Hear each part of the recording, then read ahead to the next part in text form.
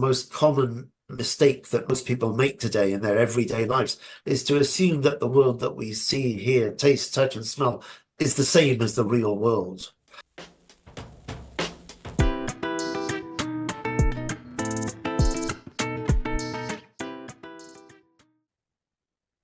Hello, and welcome to the third episode of Write It Out, the podcast where we dive into fascinating journeys of writers from around the globe. I'm your host, Kenisha, and today we have a truly exceptional guest with us. Joining us is Professor David Hawkes, a renowned scholar who intertwines the rich tapestries of literature with the intricate threads of economic theory and ethical considerations. Professor Hawkes has penned several influential books, including The Reign of Anti-Logos, Shakespeare and Economic Theory and Ideology. His work challenges us to rethink the boundaries between the economic, the ethical, and the literary, providing us fresh insights into both historical and modern texts. Today, we're set to explore not only his remarkable academic journey from Oxford to Columbia, but also how his groundbreaking approaches to literature can illuminate our understanding of today's world. Professor Hawkes, thank you for being a part of our podcast and welcome to Write It Out. Thank you. Hi, how are you? So starting things off, you've seamlessly woven complex theories of economics and ethics into your literary analysis. What drove you to integrate these specific disciplines into your study of literature? Well, economics was never historically separate from ethics. That's a relatively recent phenomenon. It really only comes along with the Enlightenment in the 18th century, perhaps in England in the 17th century. Before that, you had what we call the moral economy, um, which is basically the idea that economic activity should be subject to the rules of morality and ethics and justice, just the same as any other aspect of human life. There's a famous historian called Joyce Oldham Appleby, who argues, I think convincingly, that the economy, the idea that there is a discrete sphere of human activity that we can isolate and call the economy, that this idea emerges as a kind of way of rationalizing selfish behavior. The economy is originally that area of activity in which it's morally acceptable to behave in a self-interested manner. Previously, all such behavior would have been denounced as avaricious, antisocial, often usurious. So what I think should happen in our world today is that we should reinvent a moral economy. I think that that's the major problem that we face, is the separation of ethics from economics, which is, I think, an artificial separation, historically recent and ethically reprehensible.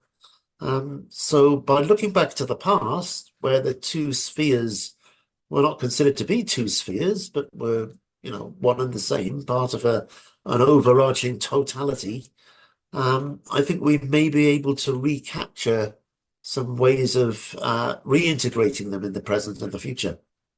That's true. That's true. I've moved around a lot. I've lived in almost four countries, and I was thinking about the economies of those countries while you were talking about it, and I totally agree how relevant that approach is, especially in today's modern world.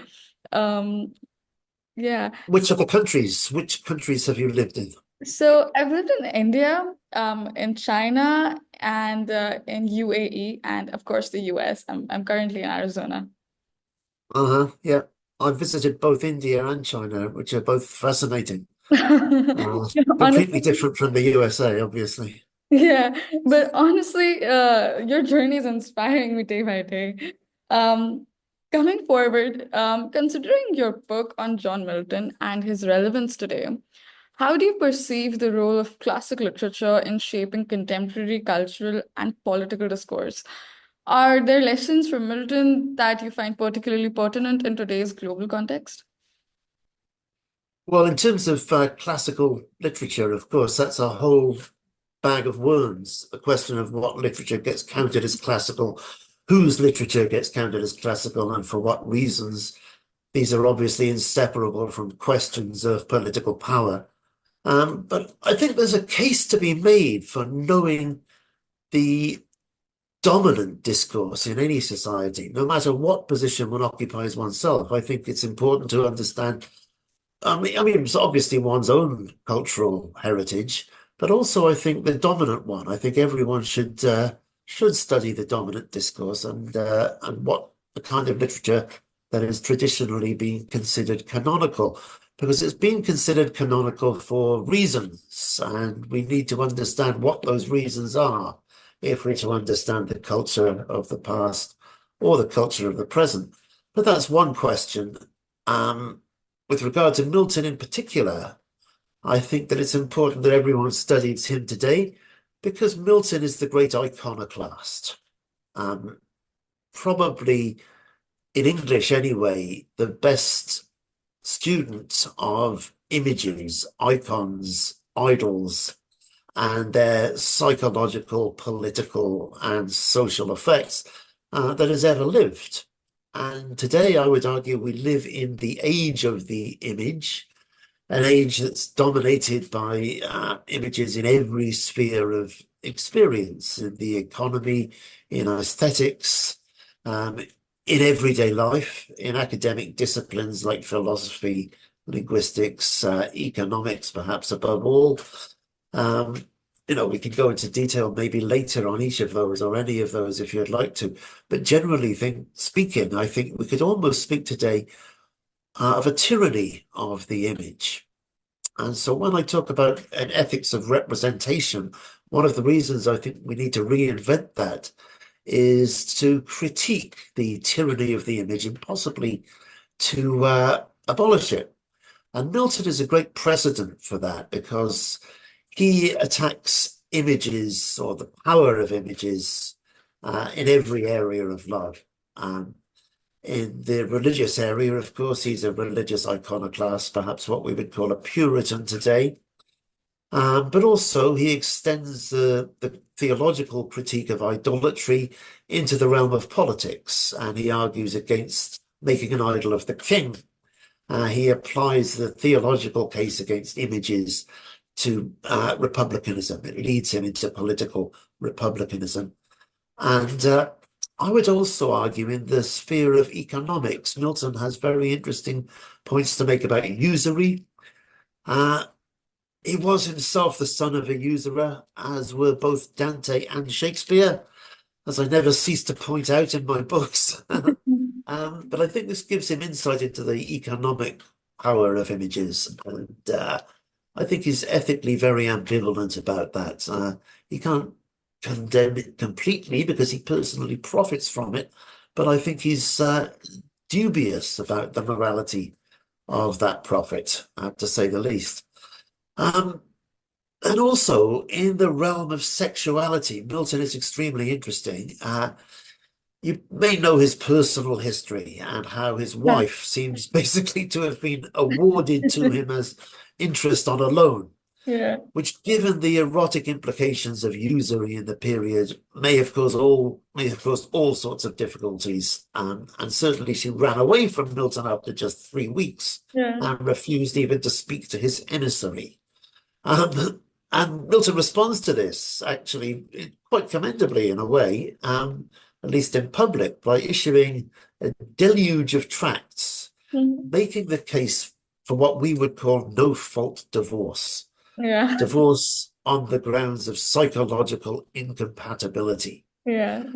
And in doing that, he really invents the idea of companionate marriage, right? The idea that marriage should be a union of minds, what we would call love, rather than just a means to childbirth. And he thinks that it's a kind of degrading attitude to think of marriage's main purpose as the production of children. He thinks that's kind of what animals do. Yeah. That human beings can operate on a higher level. And this connects with his iconoclasm for many reasons, partly because he conceives of the body as the sign of the soul, right? The body in Thomistic theology, it's called the form of the soul. I think for Milton, it's the sign of the soul, the appearance of which the soul is the essence. So that to pay attention solely to the body, to see sex as the prime end of marriage, is a form of idolatry, a form of fetishizing the sign and ignoring the referent, ignoring what Milton thought of as the meaning, the significance of sexuality. So he's an iconoclast in all of these areas, and I think iconoclasm is much needed in the era of postmodernity.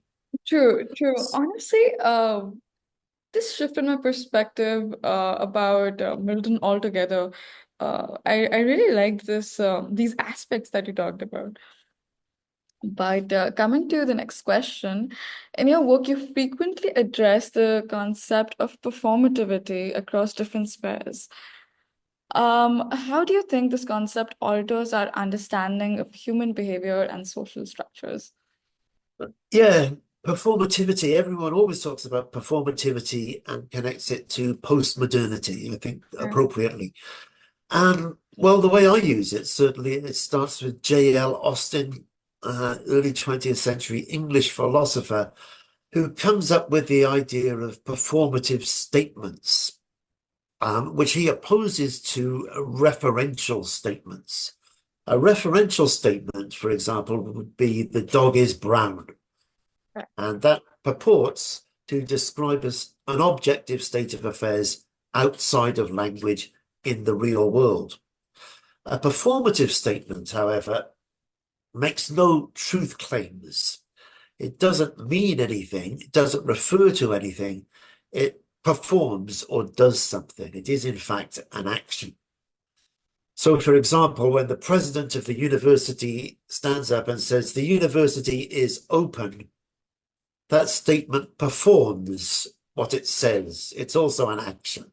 Yeah. Okay. Now, in making this distinction, Austin starts off by assuming that referential statements are normative and that performative statements are what he describes as parasitic or secondary to referential statements.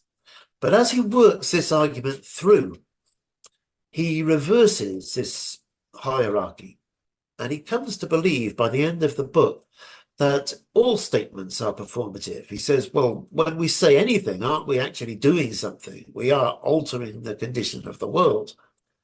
And I think this is a very important moment, the declaration or the discovery, if you like, that all statements are performative. And you might say the natural consequence of that is that those statements are accurately referential. In other words, it's a challenge to the very idea of objectivity. Mhm. And at roughly the same historical moment as, well, actually a little bit earlier than Austin, but also in the 20th century, Ferdinand de Saussure, the Swiss philosopher, Swiss linguist, I should say, he performs a similar operation on language. He departs from the traditional distinction between the sign and the referent, which we might call the referential or perhaps a realist view of language, which says that language designates or refers to a real world beyond itself, something out there in the objective, actual world, Yeah. beyond signs, right? Yeah.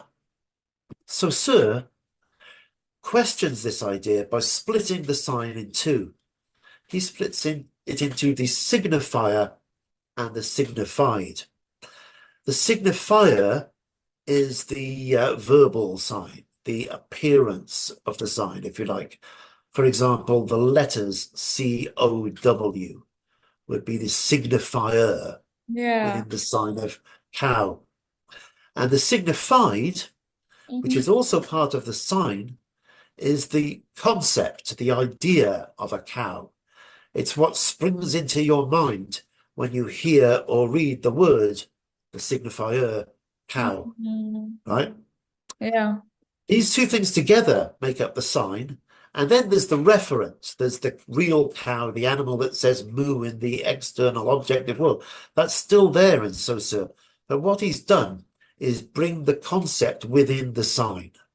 Okay? Yeah. So he suggests that there is no conceptual world, no world of ideas, and therefore, really, for human beings anyway, no world of truth that exists outside of representation.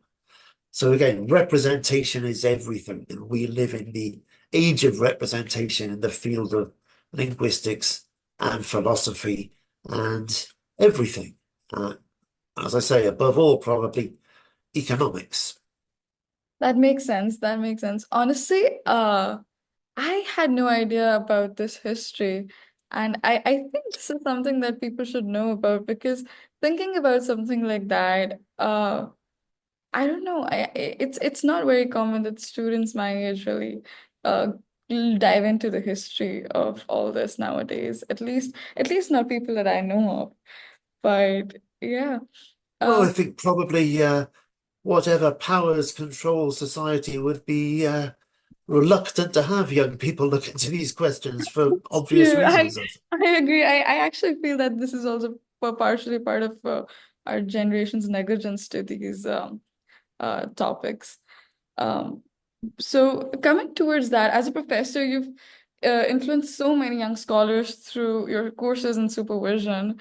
What guiding principles do you follow in mentoring your students, especially when encouraging them to explore interdisciplinary research?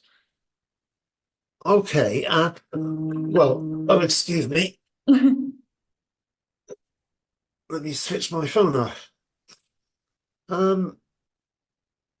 The guiding principle in a nutshell, I suppose, would be to look beneath the surface, to Yeah. to refrain from assuming, to refrain from identifying sense perception with reality, which True. I think is the most common mistake that most people make today in their everyday lives, is to assume that the world that we see, hear, taste, touch, and smell is the same as the real world.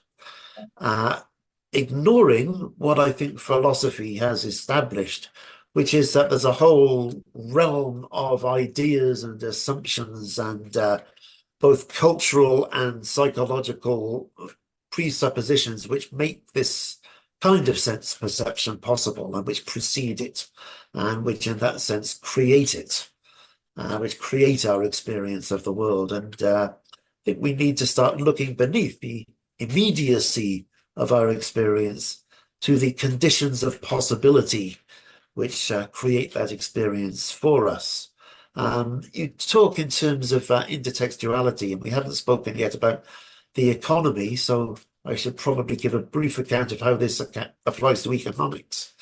Well, the history of economics is a history of development towards abstraction. Okay, if you look back 400 or 500 years, people still identified economic value with bullion, with precious Mhm. metals, with material objects, in other words. And this begins to change with the discovery of America, which brings a massive influx of precious metals into Europe, thus causing inflation and forcing governments to periodically debase the currency to change its value, which very soon establishes the idea that financial value is something separate from its incarnation in precious metals. When, for example, the goldsmiths of London begin to figure out that they can lend paper certificates which represent the gold that they have in their possession, and which in fact represent more than the gold that they Yeah. actually have in their possession, right? And these certificates will pass muster, they'll be legal tender, they'll be valuable, even though they're not valuable in themselves. Yeah. In other words, their value is symbolic. They are performative signs. They are Right. signs which Right. do things, but they're still only signs. And then we have the development from banknotes through credit cards, through electronic currency, through derivatives, which, as the name suggests, are symbols of symbols of symbols. In other words, a progress towards ever increasing levels of abstraction. And what I would like to suggest is that there is an ethical problem with that, right? There's something wrong with that. I started really as a scholar of Renaissance literature, Shakespeare and Milton together, both of them. And I think in the Renaissance, you begin to notice an ethical revolt against the autonomous power of signs and representation, not only in the financial sphere, also, I would suggest in the sphere of magic or the attitude to magic. This is the era of the great witch craze, the Yeah. witch hunts, Yeah.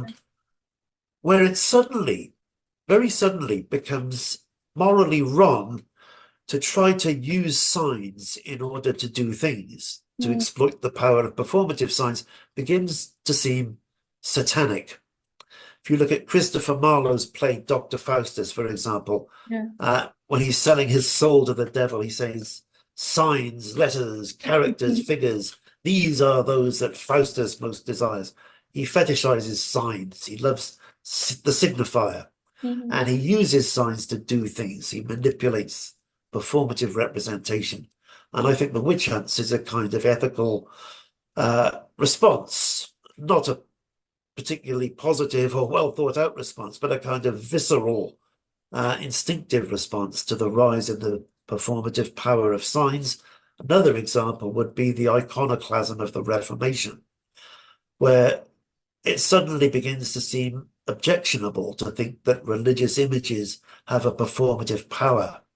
That begins to seem ethically problematic. And Mhm. you get mobs breaking into churches and smashing the icons and so on. Interestingly, we see this is a phenomenon that recurs periodically throughout history, most recently in America in 2020, where you have this kind of outbreak of postmodern iconoclasm. And you also have in the early modern period the incremental legitimization of usury, Mm. which is assuming that money is a sign, money is a performative sign, a symbol that can do things. Usury was always described as the breeding of money, the reproduction, the autonomous reproduction of performative signs. And by breeding, money comes alive. The capacity to reproduce is a definitive characteristic of life. So when money, through usury, acquires the power to reproduce, it becomes part of nature. It comes alive and it acquires the desires of a living creature. The most prominent of which, of course, is the desire to reproduce. So money wants to reproduce, it tries to reproduce, it forces its supposed owners and controllers to help it reproduce. Mm. And this is a process that begins with people like Shakespeare and Milton, but grows very quickly until, I think, in the postmodern era, the power of signs in general, not only in economics, but also in aesthetics, linguistics, everyday life, are more powerful probably than ever before since perhaps the decadence of ancient Rome. Mm. And I think we need to develop an ethical critique of this performative power of representation, perhaps by looking back to the past and seeing how they used to do it in those days. Right, right. No, talking about implications, ethical implications of literary representation, how do you approach the ethics of representation in literature? And what do you think specifically contemporary writers could learn from this approach? Well, that's a really interesting question. I suppose what I'm suggesting is that deconstruction or postmodernism is ethically problematic. Mhm. Uh, the great philosopher of deconstruction is Jacques Derrida. And one of the things that he does is he deconstructs Ferdinand de Saussure, the Swiss linguist I was speaking of earlier, who brings the concept within the sign. And Derrida essentially abolishes the referent. He brings the referent as well as the concept within the sign, suggesting that there is no real world, at least none that we have access to, beyond representation, that all we really can see are signs. everything that we experience is a sign, and that there is nothing beyond the sign. Okay. Mm. There is no such thing as a objective world outside of symbols. And Mm. this finally is an attack on what Western philosophy calls logos, a word which has many meanings, one of which is God, one of which is truth, one of which is reason. Uh, the idea that there is a central source of authenticity or reality or truth or God is contradicted by the notion of performative representation, or certainly by the notion that all there is performative representation and that there is nothing beyond representation. So you can finally call that kind of postmodern or deconstructive philosophy satanic. It has the same Yeah, doctrines as yeah. those that are traditionally associated with Satan. This is something that Milton, for example, Mm. examines in great detail as in Paradise Lost. Mm. Um, so, does that answer your question? Yeah, yeah, actually. So sorry about that. I got so lost in your answer, actually.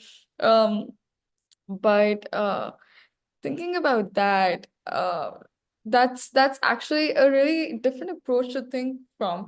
I don't think people who usually follow up with philosophy uh actually acknowledge this kind of an approach into their daily lives. Um, do you think something like that could also be applied to not just academia, but also to our daily lives? What do you think about that? Absolutely, very much so. I mean, how often these days do you feel or hear people complain about being judged by appearances, by people Yeah, being superficial, yeah. by people being false, right? If you talk about someone being two-faced or false or fake, what you're suggesting is that there is a difference between their appearance and their reality. Yeah. But it's exactly that proposition that postmodernism challenges. Someone like Jacques Derrida would come along and say there is no difference between appearance and reality. And so you're making a mistake when you say that someone is fake, because what you see is what you get. There is nothing else. Where is this real person? It really comes down to an attack on the soul, finally. This is why I think that the Faust myth is the definitive myth of postmodernity, because the soul is supposedly this essence, which is you, but which isn't perceptible to the Right. senses. So if appearance is all there is, if Mhm. there is no essence lurking within appearance, then that's the same thing as saying there is no soul within the body, and the body is not the sign of the soul. The body is a performative sign and doesn't mean anything, doesn't do it, doesn't refer to anything other than itself. Yeah. So, postmodernity, as I think postmodernists would admit, as I know they would admit, because I had a conversation about this with Jean-Francois Lyotard about 30 years ago.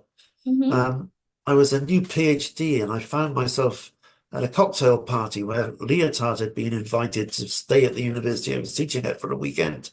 And suddenly I found myself standing next to him and I was petrified and I couldn't think of what to say.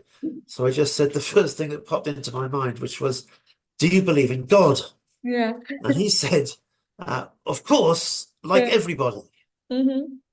Uh, and then he sort of wandered away. So I don't really know what he meant, but I think he meant that logos is necessary to have any meaningfully human experience of the world. And that if logos is dead, it's the same as saying God is dead, and then we're in a trans or post-human situation. You may be familiar with the philosophy called Right. post-humanism or transhumanism, Yeah. which, as you know, is insurgent Hmm. today, and I find it ethically problematic. So I think people should question it from a moralistic point of view, perhaps a bit more often than they do. Yeah. That's true. That's true. With that, we're at the end of our podcast. Thank you so much for being a part of Write It Out, and thank you so much for inspiring not just our readers but also me. And I hope you had fun doing this. I really did. It was great fun. Thank you very much for asking me. Thank you so much.